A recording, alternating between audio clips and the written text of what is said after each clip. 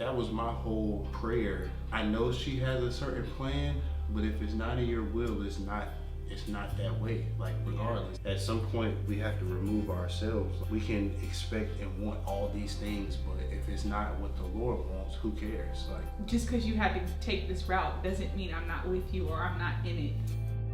Hey y'all, as you can see by the title of this video, I am sharing my labor and delivery story today. I have my precious husband with me. We do have our baby boy here with us. So if you hear like the coos, maybe some crying, that's what that is. So bear with me here, but this is the reality of our life this right now. This is our first time. If you judge, we won't post no more. How about that? Yeah. But yeah, Giovanni is very crucial to the story because I feel like he remembers more details than I do, like the specifics, because it's kind of a blur. But just to preface everything, I am currently 2 months postpartum, so he is officially 2 months now. I'm very sad about it. Yeah, it took me 2 months to record this story, but we're here. We're gonna do it. And I really just wanted to record this for my, own memories and just to be able to look back at like what the Lord did and just how it all unfolded for me, because I definitely went into it with expectations and I didn't necessarily get the birth that I was praying and contending for. So just to kind of paint a picture for y'all as far as just what I desired for my pregnancy. If you're new here, I am a believer, I am a Christian, so that kind of plays a role into how I expected things to go. When I got pregnant immediately, even before I got pregnant, I kind of knew that I wanted to do an all natural vaginal birth, no intervention, no epidural, no medicine, no Pitocin, nothing like that. I would watch like birth vlogs and birth videos on YouTube just because I always thought they were so beautiful and it was just so holy and so just a beautiful thing to see. And I would always watch these like home births. So for me, I knew I always wanted to do a home birth. I knew that I wanted to deliver, again, naturally, vaginally, with no intervention. You good? Oh. Y'all, poor thing is congested. It's allergy season, so we think he's probably experiencing some allergies. So if you hear him breathing, have grace. So immediately when I got pregnant, I started doing research on figuring out how to make this home birth come to life, how to make it happen. I started looking up midwives immediately in my area. And I was even okay with doing a birthing center. I just knew I wanted to be in a space where I could relax, where I had full autonomy, full control over the atmosphere, over my body, over the decisions that I made regarding birth. I just didn't really rock with the hospital system and birthing in the hospital, just after stories I've heard, personal experiences. I kind of feel like when you get there, they're always gonna offer, not necessarily force it upon you, but they do try to like implant fear in you. And yeah, so I just like wanted to be in a space where I let my body do what it was meant to do. I truly believe that like our bodies were created to do this. So in my mind, I'm thinking home birth, natural delivery, no intervention. I'm gonna do it, and there's nothing that's gonna like hinder me or stop me from doing it. That was kind of like my mind frame. And unfortunately, I couldn't find, all the midwives in my area were booked for when my due date was, like around that time. They just didn't have any availability to take me on as a patient or client, whatever you call it. And mind you, I was taking all these desires to the Lord. Like, I know God knows the desires that we have in our hearts, and that was kind of like what I desired. So I did the best I could to try to find a midwife. Every single door was closing for me to do a home birth with a midwife and a doula. And I got to a point where I was like, okay, God, you know what I need. So I kind of had to like unclench my fist a little bit and just be okay with the door that he did open, which kind of was a happy medium. So I ended up going to a midwifery where I would still deliver in a hospital, but instead of there being like nurses and doctors in there, it would just be me and my midwife. I still had the freedom to labor how I wanted to, and there would be absolutely no interventions unless there was like some sort of medical emergency. So I had peace with that, and I was just thinking like, okay, maybe God knows something that I don't, and as long as I still had like the autonomy and the freedom to kind of labor the way I wanted to, and I still was able to have a midwife, because I feel like midwives, they kind of are on board with going like a more natural route where, I don't know, they're very much just like, what's your plan? We're gonna stick to your plan, follow the plan that you have set. So that's what I liked about it. And so anyways, throughout pregnancy, I did all the preparation. I did the raspberry leaf tea. I did the dates, babe. I did everything you can think of. I did everything to prepare. I made sure to go on walks. Curb walking. Yeah, curb walking. I did all the lunges. I made sure to like stay active as much as I could. I stretched every single day. I did the exercise ball, you know, just opening up my hips. And mind you, I also worked for a chiropractor, which chiropractic care is very good for pregnant women. Just to like open up, make sure everything's in alignment, making sure that your pelvis is opened up, ready to give this baby, give birth to this baby. So I worked for one and I got free chiropractic care, which is such a blessing. Just to paint a picture for you, I did all the things that I knew to do, all the research. Y'all know me, I'm a research freak. So I did everything I knew to just like not only physically prepare my body for birth, but just mentally, spiritually, making my requests known to God. Like to the point where for me, I was like just declaring like I'm gonna have a natural birth. I was speaking life over my body, declaring that I can do it. Yeah, as I was saying, so I wasn't preparing just physically, also trying to prepare my mind and my heart. Because I went into labor, I went into pregnancy with a lot of fears, just of like, fear of like motherhood, obviously on like the superficial level, like, am I gonna be a good mom? What? No, I was just saying you went with a lot of fear. Yeah. For a second. What kind of fears would you say I had? You're like motherhood, labor and delivery going wrong. Like you would research and prepare and have your mind set on what you wanted to do and like the plan that you had, but then also it was a period where like you would freak out about stuff like, what if this happens? Like, really? yeah, it wasn't long. I'd say like out of the whole pregnancy, it was maybe like a solid like 4 days, but like you would literally, I don't want this to happen, I need to do this, that, and the third. Like, oh yeah, it was just like, yeah, what are you, what? Like, we're good. Yeah. Like, we got this. I will say my main things were just that I just didn't want a C-section and I didn't want to get any intervention as far as like Pitocin. I didn't want any medicine and I was just gonna stick it through no matter what. And I truly believed in my mind that I could do it. So that was kind of just like, Lord, I rebuke a C-section. Like I pray against any intervention, God. I believe that my body can do this, that you created me for it. You know what I'm saying? Just like believing and trusting God to give me this like supernatural, beautiful birth.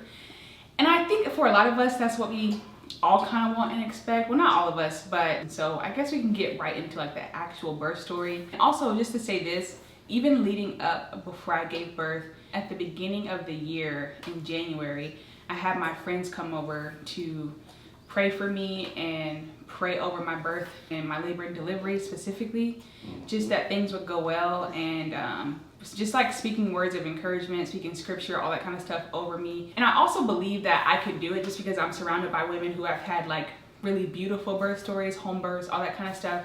And although I didn't get to do a home birth, I just was encouraged because of like the other mamas around me. Yeah, I remember going to the Lord and just asking him, Lord, what scripture do you want me to cling to whenever I'm in labor? So I was praying about like scripture or just something that, just for the Lord to like give me a scripture to cling to. And I was telling my friend yesterday, but he gave me the scripture, Philippians 4:13. And as y'all know, it's the cliche, I can do all things through Christ who strengthens me.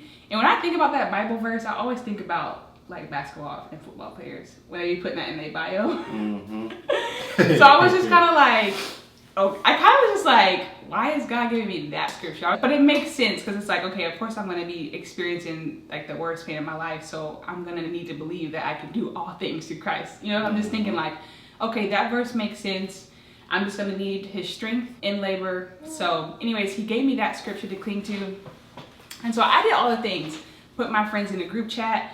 I even like let them know like, hey, when it's go time, Giovanni's gonna send y'all a text, be praying, be interceding, send scriptures, send music, whatever God lays on your heart, send it to me to encourage me. He's so tired. Yep. Are you done, bub? Yeah, you're done. He's done. Oh, the newborn scrunch is gone. And also, I just want to ask you, during were you like praying for me and stuff throughout the pregnancy, like my labor and delivery? I wouldn't necessarily say like daily, if I'm being honest, but I definitely did. Like, if it wasn't daily, it was every other day. Yeah.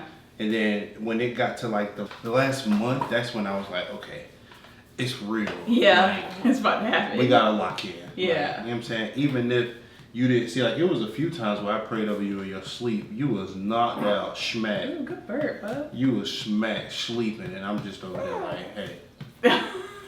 May the Lord keep you and bless you. May you get XYZ. Like, I didn't ever, like, go deep, like, Yeah. Like, I didn't do none of that, but, like, I definitely did pray, like, if not every day, every other day, but when it got to that last month, like, it was a few times where I was praying for you, like, 2-3 times a day. Like, okay, it's getting there.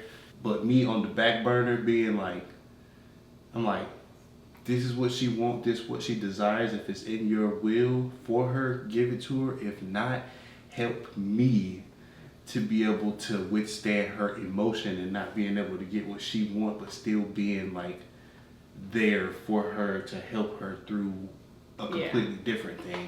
Really? Yeah. Told her you're not the type of person to, like, try to force me or say, like, you need to do this. Like, I feel like you're more like, you more so supported what I wanted. Mm-hmm. But I told her that I feel like you know me well enough to know that if things take a turn, you're able to, like, reason. Yeah. Where I'm a little bit more emotional, I can get, like, discouraged or sad or get upset because things aren't going the way I want to. Yep. And you're able to be like, babe, look, I know you're upset, but keep your mind open. Like, things might take a, you know, that very, very much so. Yeah. So it's interesting to hear you say that now. I've never asked him this, so. Yeah. And that's definitely what it was. Like I said, just, like, especially when it got to, like, those last couple visits at the doctor and everything, just, like, with the questions that you had. And then it was just, like, certain things that I would ask. Like, you know me, like, leading up to it, every time I always went there, it was like, you got any questions? How can I support? Yes. That was my main thing. Like, in this period of her pregnancy, how can I help? How can I be that person, whether it's, like, starting to massage you more, starting to be there. You don't want nothing from me, just my presence. Like, just simple stuff like that. Yeah, that's where you were. I definitely did, yeah. But my I know now for next time, which we'll get into it here in a little bit, I need to hit the gym. I was just about to say, when you started talking about the massage, I was going to say what we should have did was prepared them arms. I need to hit the gym. But we'll get into that. Yeah. Let's get into, like, when labor and delivery actually starts. I didn't really experience many Braxton Hicks during my pregnancy, so there was a couple times where I kind of experienced false labor, like prodromal labor, where I thought it was a real thing when it wasn't. Mm-hmm. But I guess my birth story kind of starts on Valentine's Day. I was hanging out with a friend, and towards the end of us, like, wrapping up our little hangout session, I was experiencing really bad contractions to the point where I couldn't talk to her anymore through the conversation. I was just like, okay, I need to go home because these contractions feel so much more intense than I've ever felt. And so I was like, let me go home, because I was, like, having to, like, breathe through them. Like, it was really painful. I get home and it stops, and I'm like, bro, come on. Mind y'all, his due date was February 11th, and at this point, it was February 14th. So he was past due. You're just kind of, like, over being pregnant. You're ready to meet your baby, like, that anticipation. So I go home, labor stops. That was on Friday, on Valentine's Day. Saturday gets here, everything stops. Thanks, babe. Mm-hmm. Sunday gets here, and I am experiencing, like, real contractions. So I would say that's, like, when the real thing happened, because he was debating on whether or not he wanted to go to church, because he drums for our church. No, okay. Or not. See, this is why I need him to get the story right. So you went with a friend, had the contractions where you was like, what the flip? Stop. Next day, you had maybe one, maybe two that you was like, ooh, like, ooh. So that next day, which was that Sunday, that's when I had said, because you woke up and you had no contractions. So I was like, okay, this might be the last week before he comes. I want to go to church so that way I can play the drums. Mm-hmm. Like, get dressed, get prepared. She had no contractions the whole morning. I left to go to church. As I'm putting on my shoes, babe, come here. I'm having a contraction. Dang it. So I go in there, kind of help you through that one. And you was like, okay, not that bad. You just kind of freaked out a little bit. Yeah. Like, the pain compared to when it came on initially to when it finished, you was like, okay, I could have just handled that one. So then I was like, okay, I'm gonna go to church. Get to church. And then I'm up there practicing the song. I done played through. I done got my cues right. I done figured out my timing. Boom, bada bing, bada bum. I'm good. Something tells me call her before you like actually commit. Yeah. Cause at our church we have 3 drummers. Like we have a rotation. One of the guys, he's in school, he's in college, and another one, he's about to graduate high school and he's possibly going to college. So me, I'm kind of like fill in, but I'm getting progressively better. So they're kind of using me a lot more now. Mm-hmm. But I get to church and like we had like a 20-minute gap before we actually got done with practice and started church. So the other guy was there. He practiced both songs. He knew both songs. I knew both songs we were going to do. I do one song, he do the next. And that time I called her and I was like, hey, how you feeling? You know, like, I just want to make sure you're good before I actually commit. Like, if I need to come home, I can come home. Like, it's not that big of a deal. Meanwhile, she's just, oh no, I'm fine. I haven't had one since you had left. You know, I had a couple little cramps, but nothing I can't handle. She was like, if you want to go, go. She was like, if you want to come home, I'm not going to tell you not to come home either. So yeah, she was just like, do what you got to do. I tell my MD. Who's your MD? Elder Carlton. Oh, musical director. I'm like, hey, just letting you know, once I get done with this one song, I'm leaving immediately. I said, before I left, she had a contraction. I might not be able to stay the whole time. He looked at me, he said, why are you here? I said, I wanted to get in this last week, playing, because I'm not going to be there for like a few weeks at least. He said, I'm pretty sure God is okay with you handling your house as opposed to these drums. He said, you need to go home and go home now. Yes. So he said that. I was like, yeah, I'm going to go ahead and leave. And then, of course, my mom's on the praise team. So she's like, oh, she had a contraction. She going into labor. She was like, do I need to go? Do I need to leave? I'm like, no, Ma, you're good. She just had a couple of them. So I'm like, we're good. I'm just going there just in case she has some contractions that don't end up being like time to go, but she needs help pain management wise. So that's what happened Sunday. Leave church, don't have no more contractions until what, like 5, 6 o'clock at night? Yeah. So they gave me the 5-1-1 rule, so I kind of knew, and for me, I made it up in my mind. I wanted to labor it as much as possible at home, like to the point where like I'm about to have this baby. I didn't want to be in the hospital doing most of my delivery because I just wanted to be able to control the atmosphere. Like I wanted to play my worship. Not that I couldn't do that in the hospital, but there was just like a certain atmosphere that I wanted to make, because in order to, especially if you plan on going natural and birthing vaginally, your body needs to be relaxed. There needs to not be any tension in the room. Like you want to, and it's supposed to be just like this peaceful environment. You need those endorphins, you need the happy hormones going, and your body needs to be relaxed. And so that was kind of like my idea. So they gave us the 5-1-1 rule. So I knew, although I was having these contractions, I knew it wasn't necessarily like time to go into the hospital. So that's why I was like, okay, go to church, whatever, because they weren't close enough or strong enough for me to like be alarmed. It gets to about 5, 6 o'clock at night. We doing our little night routine, made dinner, took showers, chilling on the couch. By that time, it's like 9, maybe 10 o'clock. We lay down. She tries to lay down. Cramps ramped. Yeah. Contractions, not cramps. Yeah, contractions. My apologies. Contractions ramped. I'm talking about level 100. Yeah. I'm talking every like 5-10 minutes. Can't lay down, can't get comfortable, having to breathe consistently, like couldn't do nothing. And this is Sunday night you were This talking is about. Sunday night, When we went to the hospital at 4 a.m. Yes, so Sunday night. Technically Monday morning. Yeah, she couldn't do anything. So it got to a point where I'm seeing her at 3 a.m. bent over, dang near in tears. So me, of course, I hit my bosses with the not coming in today. We might be in active labor. Yeah. She was bent over. We're back there. Wait, whoa. Not like that. But due to her contractions, she was bent over the bed in pain, crying. So it got to a point where I was like, you know what? Even if you're not, we're going to the hospital right now. Called my bosses.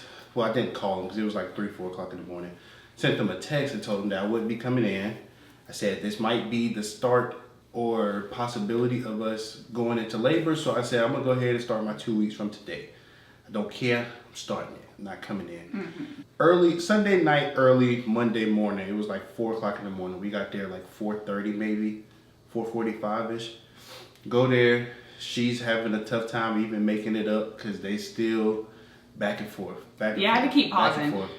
So we finally get up there, they get her on the bed. Do you remember from there or you want me to keep going? So this is the first time. Is this when that lady came in all hype and I was just like, why is she? Yeah, she was like, okay, so yeah. Oh my God, she might be having her baby. Well, before we get to that part, when we finally get up to like, because I think labor and delivery is actually on the very top floor. Why they make it that way, I don't know. This is the part that made me so mad. I'm in the middle of having contractions. I get there. The lady's like, oh, how can we help you? She clearly sees me. I'm literally in labor, so I'm like, having contractions. She's like, how can I help you? Sign these papers. Lady, it's crazy they still make you do all this stuff and you're literally like in the middle of having contractions. It felt like forever to get them checked in. So they finally checked me in. And one thing that I had on my birth plan was that I didn't want any cervical checks.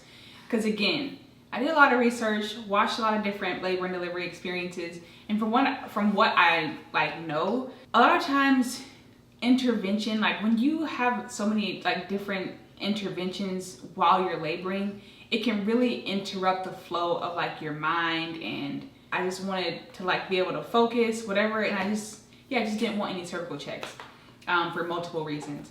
But for some reason when I got there, I think I just kind of wanted to know where I was, just to be able to gauge, to see like, okay, do I need to go back home, and is this like the real thing? So they check me in, I get checked into the room, the nurse comes in, she's all hype.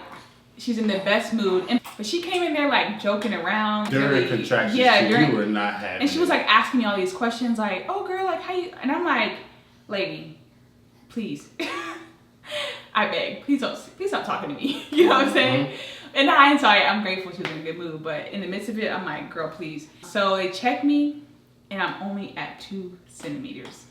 Y'all, when I heard this, I was like, there's literally no way that I'm only like, 2 centimeters dilated. Yeah, the doctor was like, no, we typically don't keep people until they're at 4, just to make sure. She was like, you can go, she was like, you can either go home or you can walk around a little bit to see if that progresses it, whatever you want to do. She was like, we're not going to admit you right now. We both looked at each other, was like, home. I know. That was just discouraging to hear though, because obviously this is my first time, so regardless of where you are in labor, now that I'm looking back in hindsight, contractions hurt, period. So you can't imagine that it's gonna get worse than where you're at currently. So I guess technically I wasn't even in active labor yet. Of course, our neighborhood has speed bumps, so oh my God, the speed gotta bumps. go through at 2 miles an hour.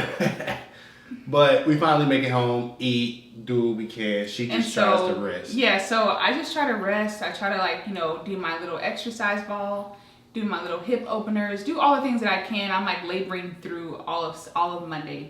All of Monday, I'm just laboring, breathing through my contractions. So 10 o'clock gets here and they start to really, really intensify, like so bad. I'm like, okay.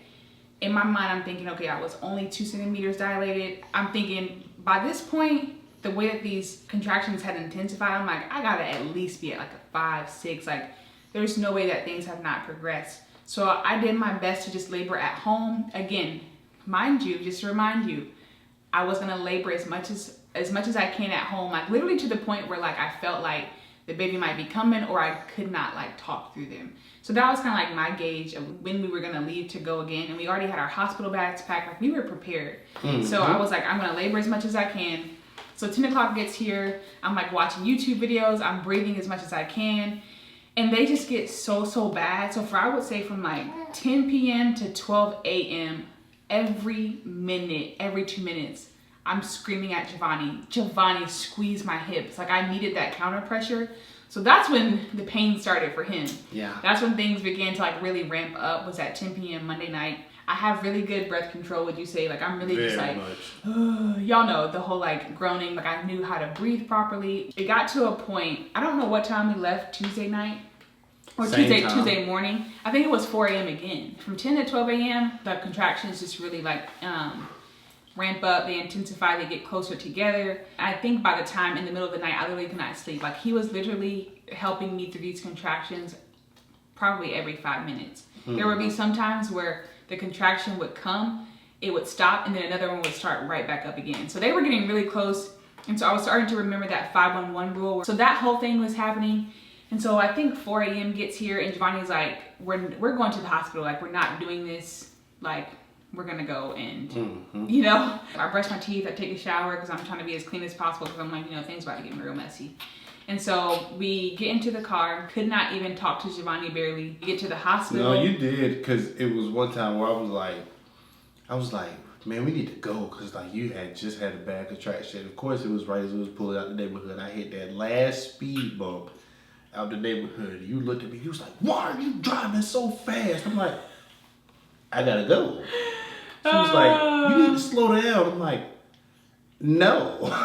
Okay, when you're in labor, you get so mean, and I just want to apologize for that, because it's all right. It's like, I don't know, that type of pain just makes you like not necessarily angry, it's just like everything's just so like intense. Hey, but guess what? What? We thank the Lord for discernment. That wasn't you. Yeah. Oh, you said it was a demon? No, not like that. Oh, I was like, what? Your character is not nasty. So obviously you were only acting in that way because you were in pain. Yeah. Okay, anybody would. Yeah. Of course there ain't no damn demon. No, when you said that wasn't you, I'm like, who was it? Another entity? No. Exactly. We pull up to the hospital, right? Pull up. Mind y'all, I can barely breathe through these contractions. They're super close. So I'm like, I know for a fact things have opened up. I get there, and again, I didn't want any cervical checks, but for some reason, I really wanted to just see where I was. Yep. And so I get there, they check me. Y'all, I'm only 4 centimeters dilated. And at this point, I'm trying my best not to get discouraged because I'm like, okay, clearly things are not progressing in the way and in the speed that I desire, because it had been like, what, 24 hours at this point? So I'm like, she was like, we can admit you though at 4 centimeters, so you can either go home or we can just go ahead and admit you. And at this point, I'm going through contractions and I refuse to drive back home in that car having these contractions. So I'm like, let's just stay, let's just get checked in and get the ball rolling. And I think at this point he had already texted his mom and my mom to come to the hospital. Is that right? Get checked in, and y'all, we entered the room and it was such a peaceful, I feel like it was peaceful when we walked in. Oh yeah. But our moms are in there, and I put my worship music on, I start my playlist. I'm just like trying to set the atmosphere, I'm praying, and we're just having like a super intimate moment, you know, just like preparing for the fact that our baby will be here at literally any minute. That's just like such a crazy feeling to just know that like we are this close to seeing who he is, like who been in here the whole time. Literally. And I will just have to say that having Giovanni there with me, I just, like, my heart goes out to like single moms or anybody who has to do it alone, because I could not have done it without Giovanni.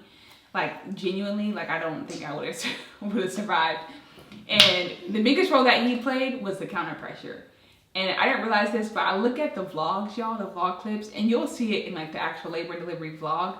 But when I tell you this man was putting in work, and I think for me, I couldn't tell how much strength you actually were mustering up to do that, because I'm feeling so much pain. So all I feel is like a little bit of counter pressure, but you're probably like really like, oh yeah, you know. But that helped me out a lot. Yeah.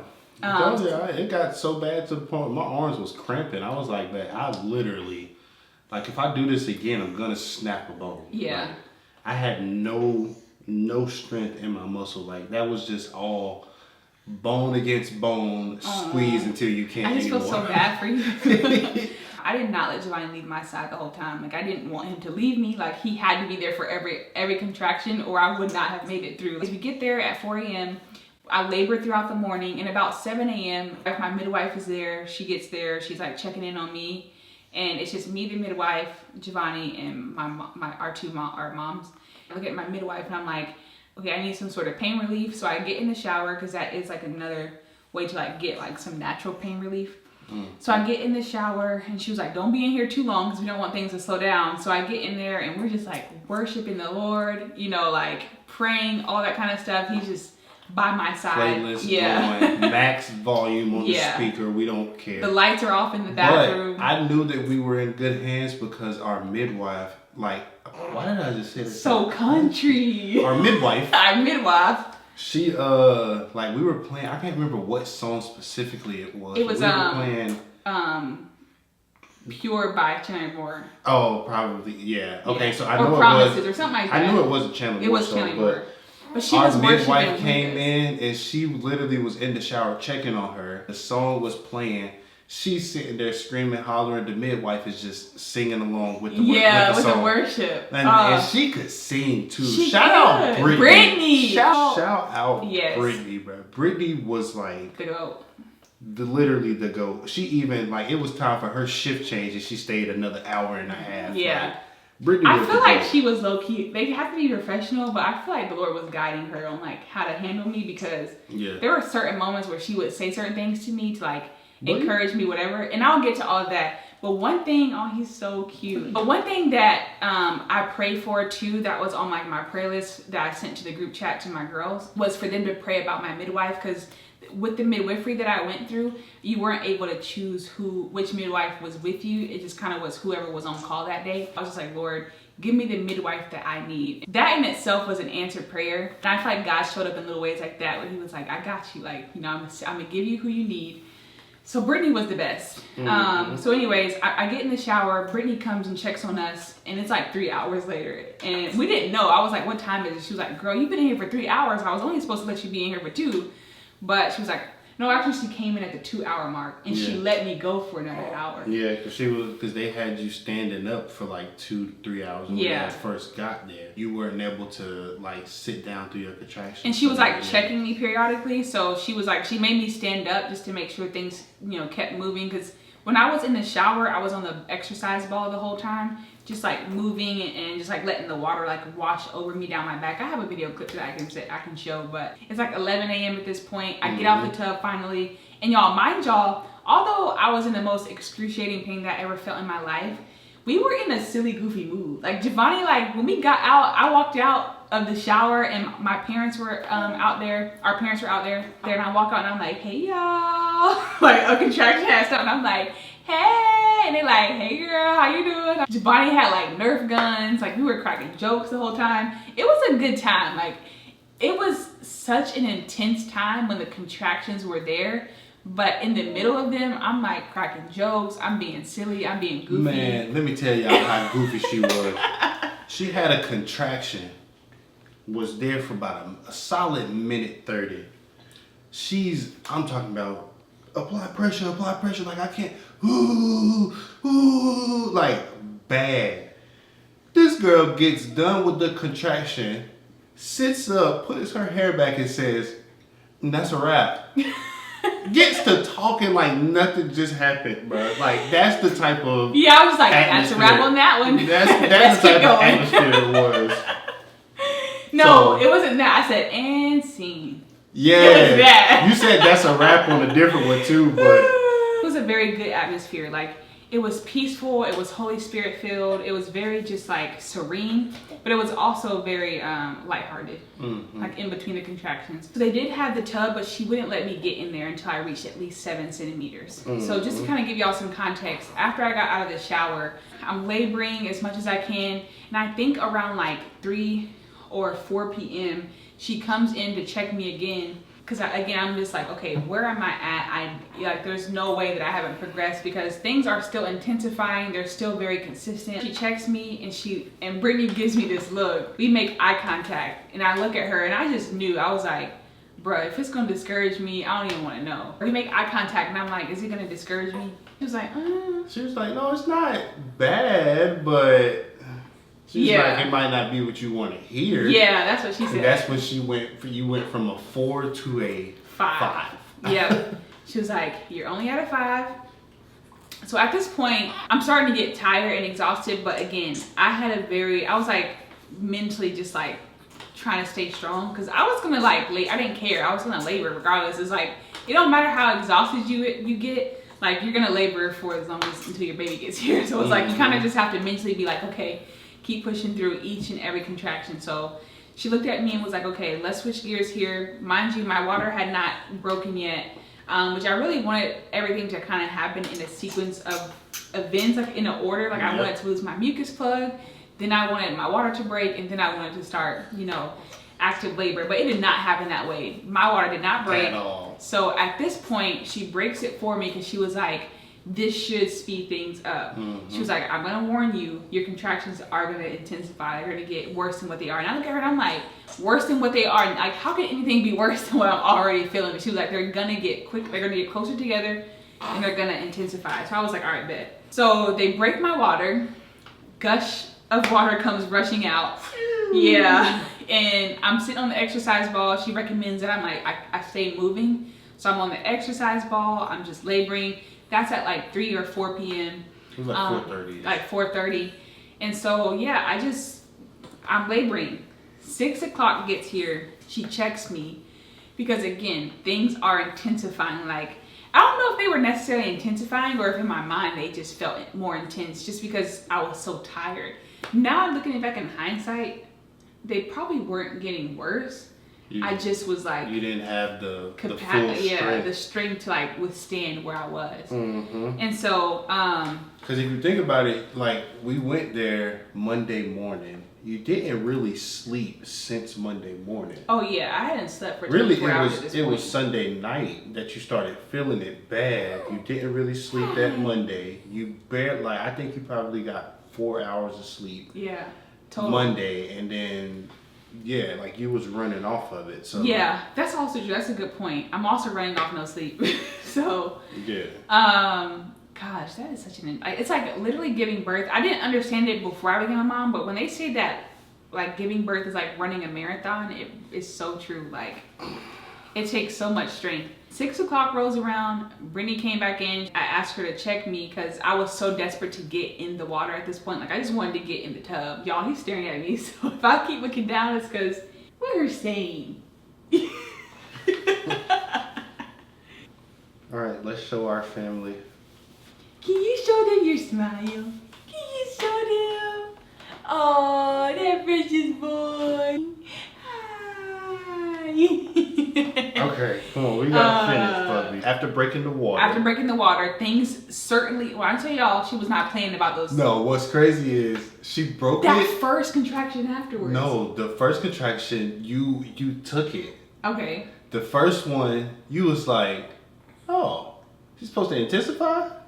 That second one? I got you caught, was like, oh, I see what you saying. Yeah, I got humbled. And then fast. after that, that's when it was like, boom. Like, yeah. That first one, though, it was so funny because you was just like, oh, okay. This feel about like what they already felt like. Second one, you was like, yeah, what are we doing? Yeah, it was wild. The Yeah. way they intensify after your water breaks is crazy. Yeah, but so that happened, and then she had got checked again, like, I think it was like maybe an hour after. It was like 2 hours. 2 hours after so they had at this broke the point, water. I was like desperate. I kept asking Brittany, mind y'all, throughout the day, I kept asking her, when can I get in the tub? Like, all I kept thinking about was when can I get in this tub and in the water? Because I knew that it was like a natural pain reliever. So I just needed any sort of pain relief at this point. Like I was so desperate to just like submerge myself in the water to like be able to relax a little bit more. Because at this point, I'm like up and moving. I'm doing all the movements. When you're laboring, you cannot be still. Like you're moving, side to side, hip to hip. You're walking, you're sitting up, standing down. It's just constant moving. And so a couple hours go by. She checks me and she's like, I'm like, can I get in the tub yet? She was like, I can check you to see if you're about that time. But again, I'm not going to let you get in until you're at 7 centimeters. So she checks me and she looks at me and she's like, okay, you're at a 6, but it's a stretchy 6. So she kind of budged for me and was like, all right, I'm going to go ahead and start filling up the tub. I'm going to get you ready. But before I did that, I was like so discouraged because they actually did start to intensify because of the water breaking. So I don't think I was making that up in my head. They really did start to intensify and they were getting closer together. So when she had checked me this final time, I was just like, there's no way I'm not like in transition. Like they were so excruciatingly painful. So when she checked me and said that I was only at a stretchy 6, so this is what happens. I finally get in the tub. Brittany did say that either the tub was going to slow things down or progress it quickly. It can go either which way. So for me, I'm like praying, mind y'all, throughout this whole process, I'm having dialogue with the Lord. I'm like, Lord, like, open up my womb, let this baby come down. I was like talking to Joa, like, come on baby boy, like I'm ready for you. Every single time she would check me and I wasn't progressing as much as I would like to or at all, I was just like, Lord, like please open up my womb, like let my cervix open up. Because the way that she described it to me and the like how intense my contractions were, she pretty much explained it. My body wasn't catching the memo that I was in labor. So she was like, they're intense as if I'm in, They're supposed to be at like a pushing. 7 or 8, but my body wasn't like, my cervix wasn't opening up. Got in the tub, and I think I was in there for like an hour just laboring. It took so much strength. And the thing is, we recorded this part of it, but the audio wasn't on the whole time. So y'all can't even see how I was roaring in that tub. Like it went, I was already doing like these deep groans. Like for me, during labor, I wasn't like breathing. I wasn't like screaming. I wasn't like, ah, in the pain. I was having really good breath control. I don't know, I'm getting exhausted telling this story. I'm so tired. What am I even saying? You were saying. I was in the tub. Yep. Contractions get intense. Soup, like, I mean, I keep using that word to describe my contractions. It's intense no matter what phase you're in. Mm-hmm. But just envision like, just the pain is just getting worse and worse and worse. The pain is getting worse. I wasn't necessarily at my wit's end yet. Like I hadn't mentally gotten to a point where I wanted to give up. It's just intense. I'm just like, okay, this is getting really hard. And in my mind, I'm just hoping that he comes soon. Because at this point, I'm just like, I would love this baby came right now because this hurts. But I wasn't over it. I was never at a point where like I wanted any intervention, where I ever thought about, you know, an epidural or any like none of that stuff. I was keeping on the path that I was going, but it was getting real hard. Yep. And so I got in the tub. I think I was in there for like maybe an hour or two. And shift change was happening. So there was a lot going on. Giovanni was updating everybody. But I am in this tub, moaning and groaning, laboring. It's getting intense. But I was not progressing. Like, as a matter of fact, she said I was slowing down. Yeah. She was like, so this is not working. Like, you're slowing down. You're actually like stalling. Let's get out of the tub because we don't want things to like, you know, digress. So I think I had a friend separately text Giovanni outside of our group chat and just kind of shared her story with me. This is kind of like where I felt like this is where things kind of took a turn for us. Because like I was telling y'all, I had my mind set up with this certain plan. Like I wanted to deliver vaginally. I didn't want any intervention. Like the doctor, my midwife knew not to even mention it to me because I was not going for it. All right, let's try to wrap this up, brothers. Where was I? Getting out of the tub. I don't know if Giovanni can attest to this, but I feel like I can be pretty stubborn. Yeah. Where I'm like, I have my mind made up, and I'm a very like determined person. So once I make my mind up to do something, like there's nothing that's gonna stop me. And I kind of get like stuck in my ways in that sense. But I think Giovanni trusts me enough to know, like, even though I'm stubborn, I'm also very submitted to the Lord, to where like, okay, if he tells me to go a different direction, I'm gonna do it. But I would be kind of upset. I'm saying that to say these details are very important because I feel like this is where things took a turn for me. But the Lord really needed to use the people around me to kind of help me switch gears because I was not wanting to go off plan. And so in this moment, I'm in the tub and she checks me and she's about to do a shift change. So Brittany wasn't going to be there any longer. That was already kind of like making me frazzle because I'm like, this other girl wasn't with me all day. Like, Brittany, you've been the one here with me, helping me through this. So I really wanted Brittany to stay there. When she checked me, he was head down, but she couldn't tell if he was sunny side up or sunny side down. She could feel his head, but he wasn't yet in my pelvis. Like, he wasn't descending in my pelvis. Like, it just wasn't opening up. And so she said that his head could have been like turned a certain way to where he's like not coming down. There were so many different factors that could have been the case. But at this point, she looks at me and I think she could tell that I was just like exhausted because she looked at me and she was just like, look, Sandra, I know you have this plan, but you're exhausted. Like, you are tired. You ain't slept. You've been up all day. Like, your body is exhausted and it needs rest to keep going. So at this point, she starts recommending an epidural just so I can like rest and give my body like time to recover a little bit and gain some more momentum, gain some more strength. And before she even did this, I was already praying to the Lord, like, Lord, I need like a fresh wind. Like, I need you to like strengthen me. I need you to give me the momentum to keep going. Like, let this baby come out and descend. So when she said that, I was so just like, oh, like, why is my body not doing what it's, you know, what it needs to do? Like, I don't understand why it's not progressing. Like, I'm doing what I need to do. I'm doing all the things.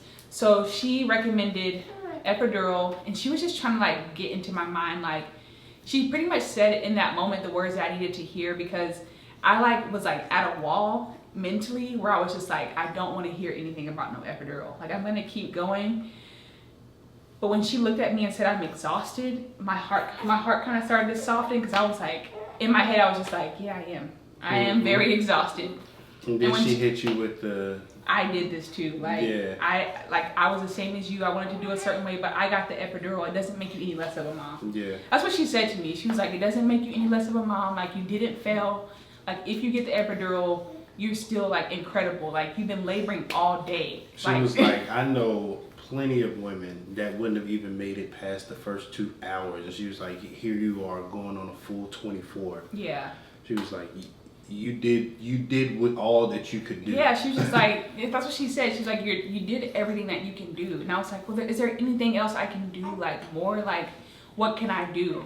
I asked her this, and she was like, we can try the mild circuit, but just think about it. Like, just consider it. Mm-hmm. And so she leaves, they do shift change. And when she leaves, I feel like the room kind of went quiet for me.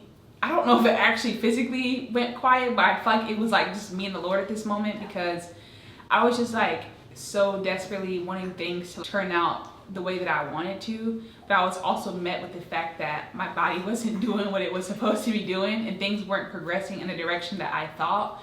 And so even just considering an epidural was just like hard for me. And I remember there were some friends that texted Giovanni. I think I had a friend text him, it was Rebecca.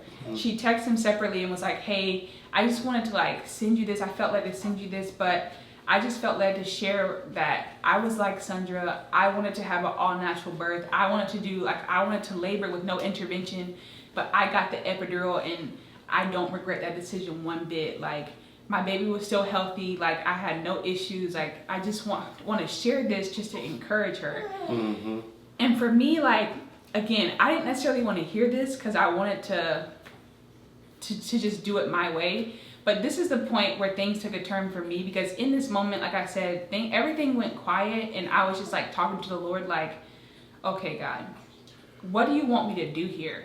Is it okay for me to get the epidural? Like, I genuinely did not want to do it.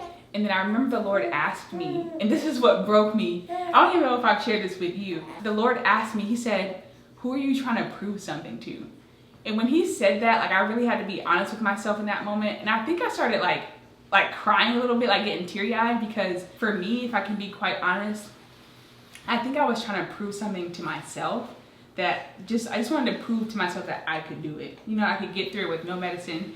But I think I was also comparing myself to like the girls around me too, just the fact that they didn't have any like epidurals. They did home births, you know, they had like these supernatural, beautiful deliveries. And so anyways, yeah, the Lord asked me that question. He confronts me with, who are you trying to prove something to? I realized in that moment, I'm trying to prove something to myself.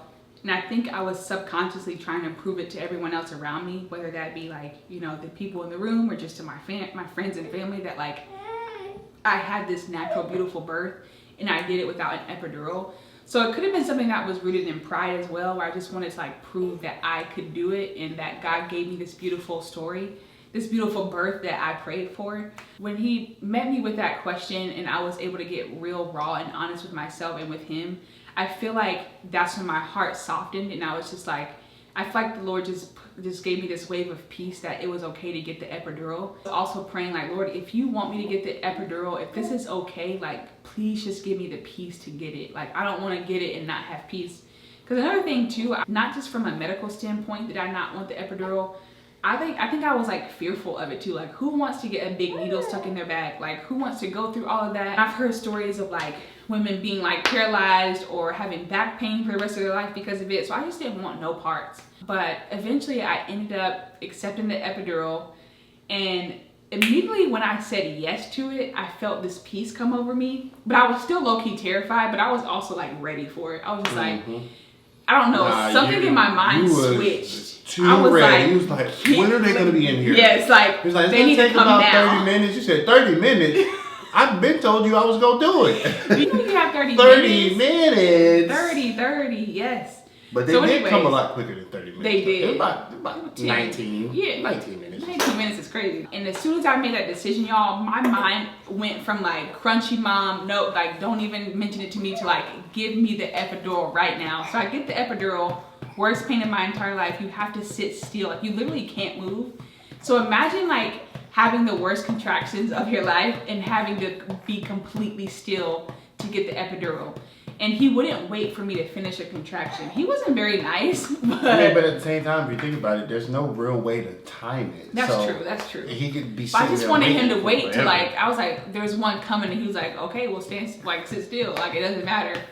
But yeah, having to like, not being able to move during a contraction, I mean, that was like probably one of the worst parts. Mind y'all, just to mention, I did do the mile circuit after I got out of the tub, just while we were waiting on the epidural. That was an hour. And that was me doing what I like, the last resort thing. Like that was the only other thing that my midwife knew to try before I got the epidural, to try to see if I can get him in a better position, to get him to like come down.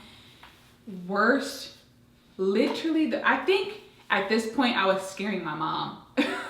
Like I was scaring my mom with the way that I was screaming. Your mom was like next to the bed. She was praying over me. I saw her. She was just like, in the name of Jesus. Like she was just like going to war in the corner, because they saw how much pain I was in. Like imagine doing those different like movements. If you don't know what the mile circuit is, look it up. It's crazy. It's wild. Like I had to like put my leg up. I had to lay back. It was just the deep stretch while you in deep pain. Yes. That's literally the mile circuit. Yeah. And so I did the mile circuit before they came in. It didn't really like do much.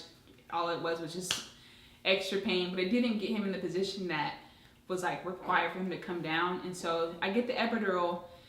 It wasn't kicking in as fast as I want to, but eventually we had the doctors come back in to like up the dose, because I'm like, if I'm gonna get the epidural when I didn't even want to get it, it better work. It needs to work. This needs to put me down. Yeah, like if I was still gonna be feeling this pain, I wouldn't have got the epidural. I just would have kept pushing through like my contractions. In my head, I thought I was gonna get like instant relief, but apparently it takes a little bit longer. So just want to tell y'all moms, if you're pregnant right now, or if you haven't had a kid yet and you're interested or planning to get pregnant, just know if you get that epidural, people say it's like instant pain relief. It is not that way. It is like, it takes time for it to kick in.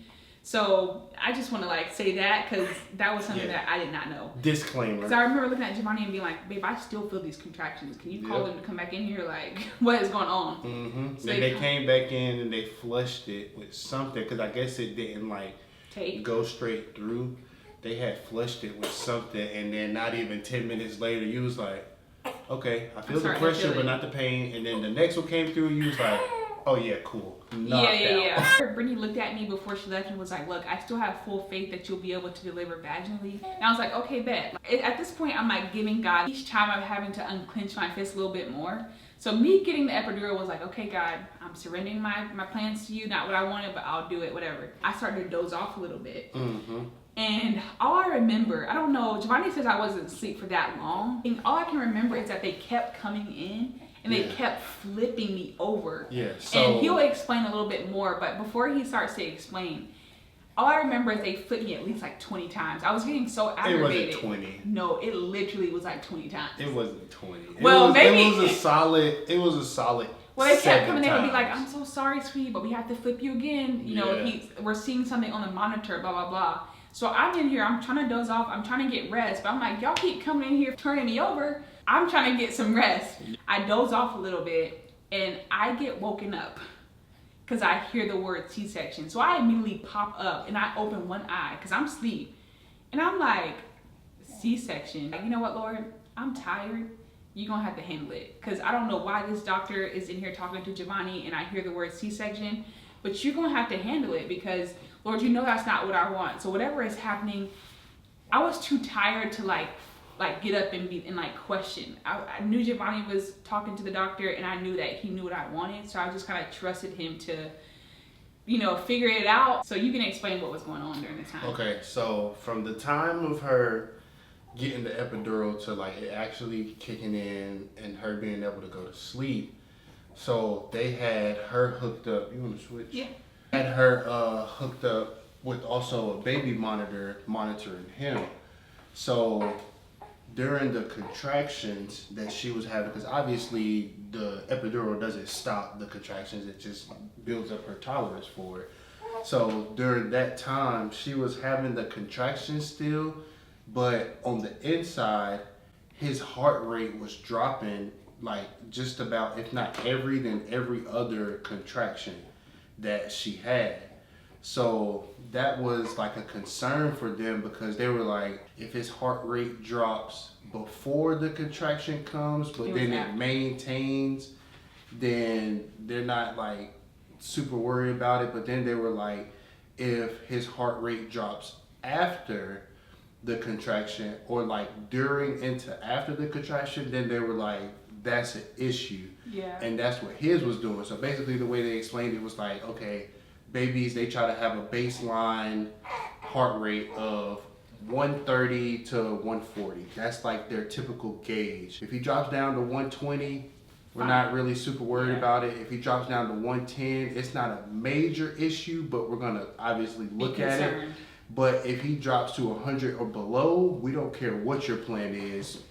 Our concern is his baby. Yeah. So it was a couple times where like it happened, and that's where she gets the, oh, they flipped me 20 times. Like each time she had the contraction to his heart rate dropping, they would turn her and to make was sure their attempt to to make sure it wasn't like something that they missed, but they were actually seeing. Because in the way that they describe it is sometimes the baby's heart rate can stop. Because mind you, when you're numb, you can't feel anything, so I'm not able to work with my body and feel what's going on with him. When you're laboring with no like medicine, I'm able to feel what baby's doing. I'm able to like move my body in the way, like we're kind of like working together, me and him.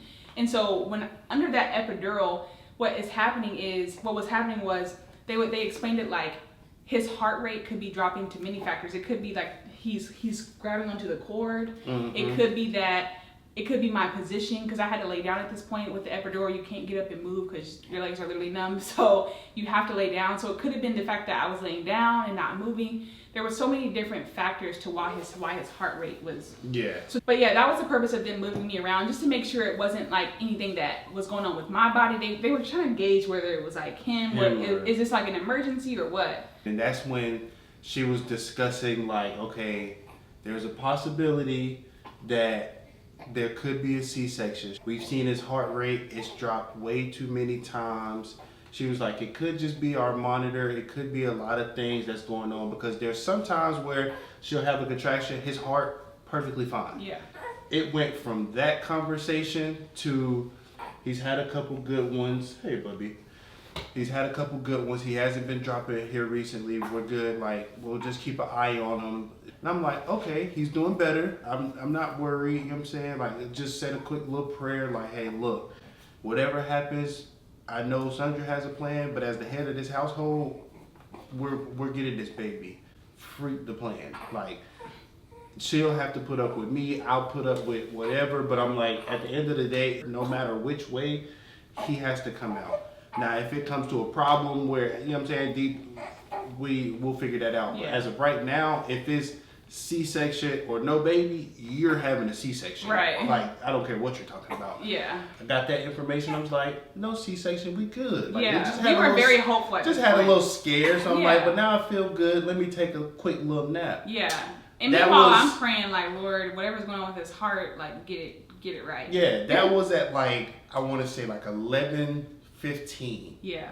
I fall asleep, I kid you not, 11:50, 7 doctors in there, C-section, anesthesiologist, or midwife, everybody's in there, and they're like... They wake me up, and they're like, hey, okay, so I don't know, you were asleep, we were talking with your husband. They were kind of catching me up on what was going on. They were like, we explained to your husband this, we saw this on a monitor, this was going on with his heart.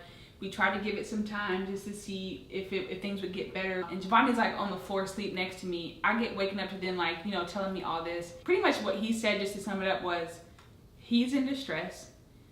you're laboring, you're exhausted, but he is too. So when his heart rate is sinking like this and it's staying low for, like it's decelerating for too long of a time, like it was prolonging. In my medical opinion, I would suggest getting a C-section right now because he's in distress. He was like, I know you have this plan. He was like, if you want to continue this the way that you're going and you want to deliver him vaginally, this may not happen until tomorrow. Like you may not even reach it 10 centimeters until tomorrow morning. Just take this into consideration. Your baby's in distress. And when I heard that, plans went out the window. Like I literally had to surrender like everything in that moment. Like we got to get him out.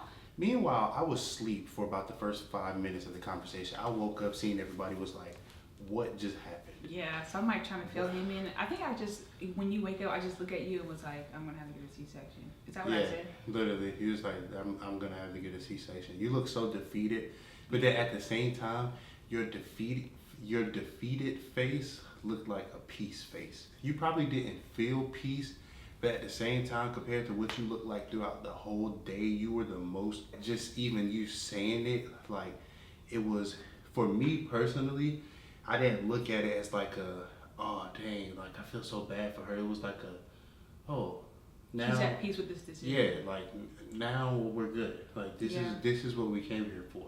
Yeah. Like it's unfortunate that you didn't get to have it vaginally, but like who knows? The Lord could have protected you from complications with vaginal. Like we really truly don't know. Like I said, that was my whole prayer. I know she has a certain plan, but if it's not in your will, it's not that way. Like regardless, like at some point we have to remove ourselves. We can expect and want all these things, but if it's not what the Lord wants, who cares? Like that's just what it is at the end of the day. So they said we were gonna have to do a C-section. I was like, well, there it is.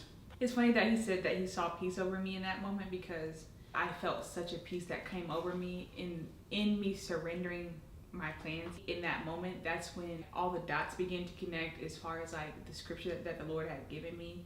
Because throughout this whole entire experience of my labor and delivery, like I thought that I was gonna need that scripture for like a physical strength to get through the labor to deliver him vaginally. But more than anything, it was more of like a mental strength. And just knowing that like I can do, because there were so many different little things that were like a blockage to me mentally or spiritually, or just like different like mindsets that I had to overcome.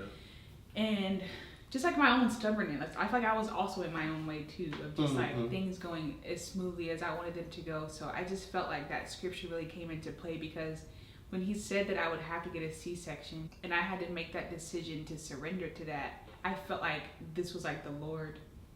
This was like the Lord, like this was his plan. And that sounds crazy for me to say now, because in my mind I'm like, no Lord, like your plan is for us to deliver naturally. Like you created my body to do this. But like everything had to go out of the window in that moment, and I had to like sacrifice my wants, my desires, my body for Joah. You know what I'm saying? I also didn't want that C-section scar. I didn't really do much research on the C-section. I was terrified of the pain, but God was so near and his presence was so strong in that moment, where like I just felt this like inner strength come into me. Throughout that whole day, he was giving me physical strength, but in that moment I felt like an inner like spiritual strength come over me, where I was like, okay, I can do this. You know what I'm saying? Like it's gonna be okay. Like it's about Joah, like let's get him out, and although you have to surrender your plans, like God is gonna be with you. And I remember they wheeled me up and got me ready for the C-section. It's okay. I remember them getting me in the wheelchair, and I remember I looked at my mom and she was crying, because I think she just knew that's like this is what it wasn't what I wanted.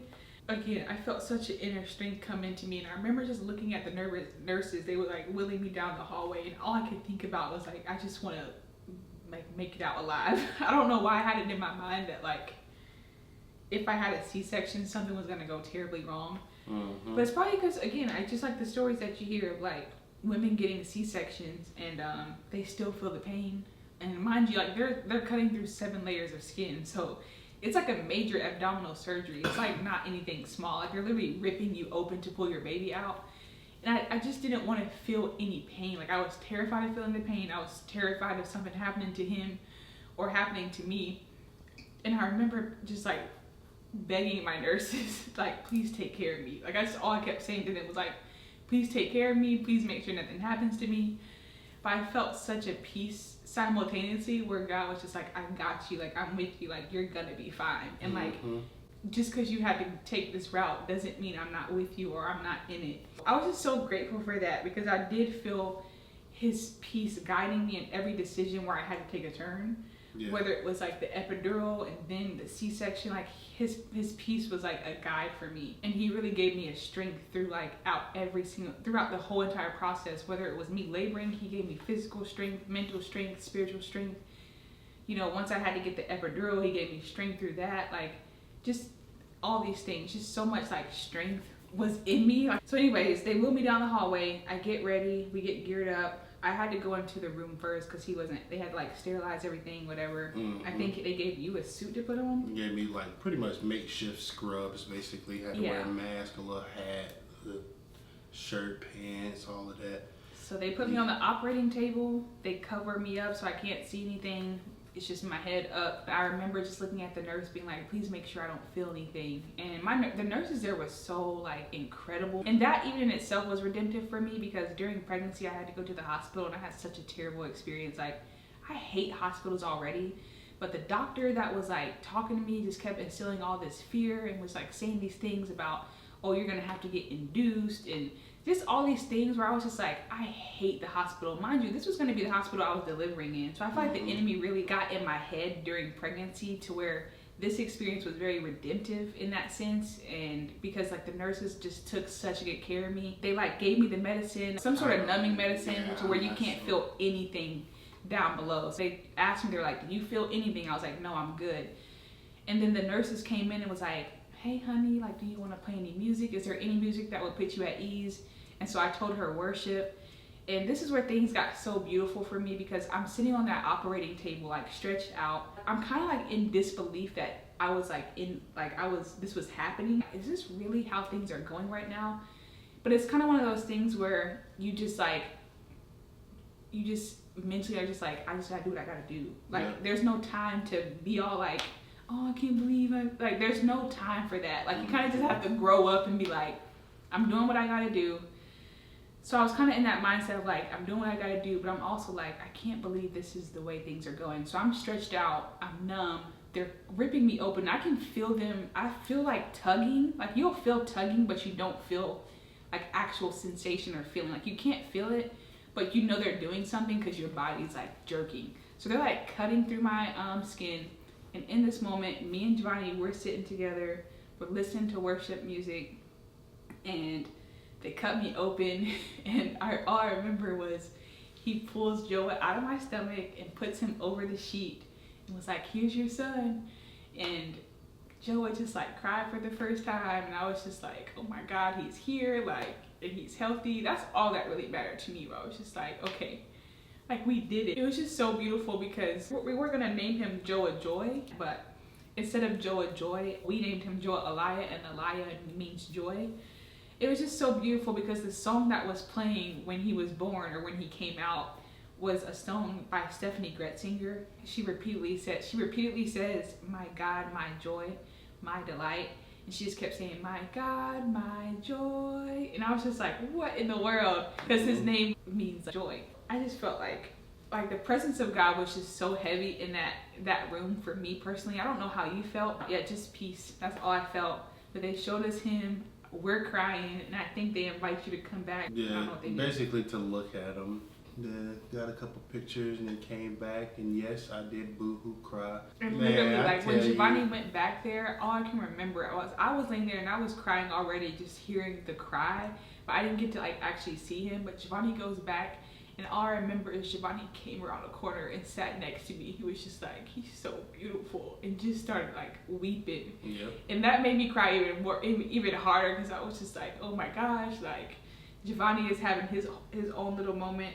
But just to know that he was here and healthy, I didn't understand like what was the purpose of it going this way, but I felt like it wasn't for me to understand in that moment. It was just for me to just like be grateful that I was healthy, he was here. The doctor finished up and he presented Joa to us and was like, here's your son. First thing I did, I held him and I wanted to give him a kiss. I was like, nope, you need to go home to your mama. So I had put his face on her face and let her get that contact moment.